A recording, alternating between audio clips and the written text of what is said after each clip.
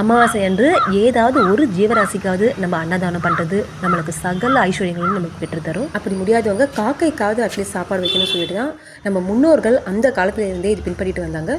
அமாவாசை அன்னைக்கு கண்டிப்பாக வாசலில் கோலம் போடக்கூடாது. ஏன்னா அன்னைக்கு பித்ருக்கள் தினம் சொல்லப்படுது. அதனால் நம்மளுடைய பித்ருக்கள் நம்மளை தேடி நம்ம வீட்டுக்கு வரும்போது முதல்ல பார்க்குறது நம்மளுடைய வாசலை தான். அப்போது நம்ம வாசலில் கோலம் போட்டிருந்தா இன்றைக்கி அவங்க நம்மளை நினைக்கல போல் அவங்க வீட்டில் பூஜை போடுறாங்கன்னு நினச்சிட்டு அவங்க மன வருத்தத்தோடு இருப்பாங்க.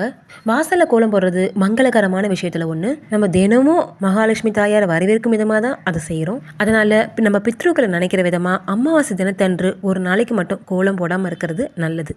அன்றைக்கி பித்ரு வழிபாடு செஞ்சு முடிச்ச அப்புறம் நம்ம குலதெய்வ வழிபாடு ரொம்ப முக்கியம். அன்றைக்கி குலதெய்வத்துக்குன்னு தனியாக ஒரு அகல் விளக்கு ஏற்றி வச்சு நம்ம வழிபட்டோன்னா நம்ம குடும்பத்துக்கு நல்லது. எப்போவுமே நம்ம ஏற்றி வச்ச திருவிளக்கை கண்டிப்பாக புஷ்பத்தால் தான் நல்லா வைக்கணும்.